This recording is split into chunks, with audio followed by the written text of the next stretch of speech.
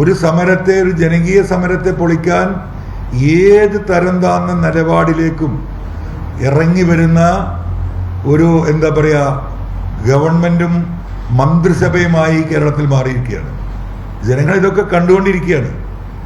ഈ പറയുന്ന ഏറ്റവും ഹയർ സ്കെയിലുള്ള ആളുകളെ ഇരട്ടി ശമ്പളം കൊടുക്കുമ്പോൾ ഈ നാട്ടിൽ പട്ടിണി, ജീവിതത്തിൻ്റെ രണ്ടറ്റം മുട്ടിക്കാൻ പ്രയാസപ്പെടുന്ന ഈ നമ്മുടെ സഹോദരിമാർ, നമുക്കറിയാം കൊറോണയൊക്കെ പിടിച്ചു നിർത്തുന്നതിൽ ജീവൻ പണയം വെച്ച് പ്രവർത്തിച്ച സഹോദരിമാരാണ് ഇവർ.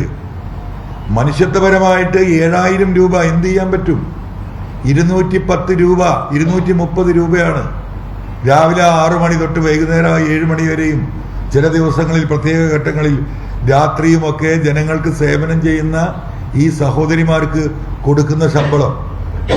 6 മണിക്ക് തുടങ്ങുന്ന ജോലി വൈകുന്നേരം 6 മണിക്ക് അവസാനിക്കുന്ന ഒരു സഹോദരിക്ക് 230 രൂപ വേതനം, അതും 2-3 കൊല്ലമായി കൊടുത്തിട്ട് ആ വേതനം കൊടുക്കുമ്പോഴാണ് ഒരാവശ്യവുമില്ലാതെ ഈ സമൂഹത്തെ കൊള്ളയടിക്കാൻ വേണ്ടി മാത്രം ഉണ്ടാക്കി വെച്ചിരിക്കുന്ന PSCയുടെ ചെയർമാന് ഒരു ദിവസത്തെ വേതനം 4,81,000 ആകുമ്പോൾ ഏകദേശം 17,000 രൂപ ഒരു ദിവസം വേതനം കൊടുക്കാൻ ഒരു മടിയുമില്ലാത്ത ഗവൺമെന്റ്.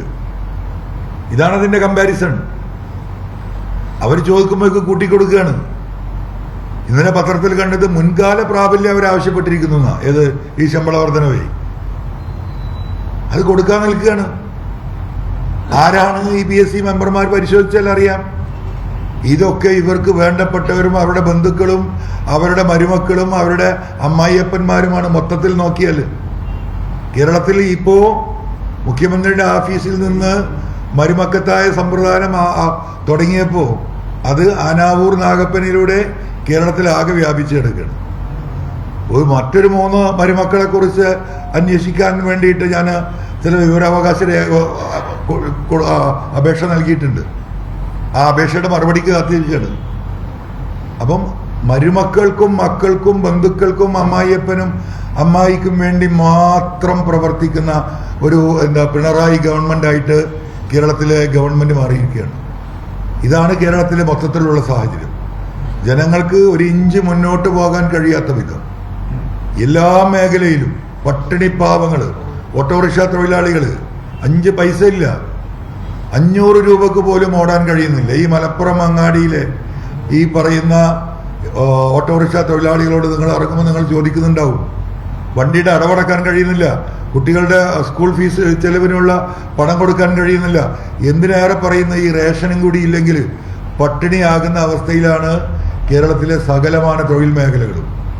5 പൈസ വരുമാനമില്ലാത്ത രീതിയിൽ നമ്മുടെ ട്രാൻസ്പോർട്ട് ഡിപ്പാർട്ട്മെന്റ് തകർന്നടിഞ്ഞിരിക്കുകയാണ്.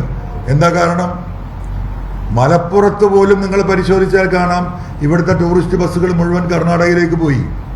എന്താണ് അവിടുത്തെയും ഇവിടുത്തെയും ഫീസ് സ്ട്രക്ചറിലെ വ്യത്യാസം? ഇവിടുത്തെ നാഷണൽ പെർമിറ്റ് വണ്ടികൾ ഒരു വണ്ടിയും കേരളത്തിൽ രജിസ്റ്റർ ചെയ്യുന്നില്ല. എല്ലാം എന്തായി? അതർ സ്റ്റേറ്റിലേക്ക് പോയി.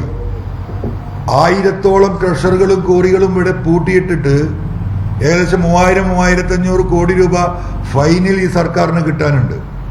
ആ ഫൈൻ അടക്കണമെങ്കിൽ അവരടക്കേണ്ട ഫൈൻ തുക കണക്കാക്കി അവർക്ക് നോട്ടീസ് കൊടുക്കാൻ ഇവിടുത്തെ ഗവൺമെന്റ് തയ്യാറാവുന്നില്ല. കാരണം എന്താ?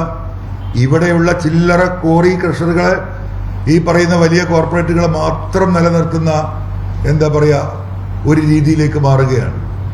ബസ് ആയിരക്കണക്കിന് ലോഡ് മെറ്റലും മണലുകളും കർണാടകയിൽ നിന്നും തമിഴ്നാട്ടിൽ നിന്നും കേരളത്തിലേക്ക് ഒഴുകുകയാണ്. അതിൽ നിന്ന് രക്ഷപ്പെട്ടു നിൽക്കുന്ന ഒരു ജില്ല മലപ്പുറം മാത്രമേ ഉള്ളൂ. പാലക്കാട് നിങ്ങൾ നോക്കിയാൽ വാളയാറിൽ നിന്ന് ആയിരക്കണക്കിന് ലോറികളാണ് ഒരു ദിവസം കേരളത്തിലേക്ക്. 5 പൈസ സർക്കാരിന് കിട്ടാനില്ല. GST എവിടെയാണ്? ഈ പറയുന്ന മൈനിങ് ജിയോളജി എവിടെയാണ്?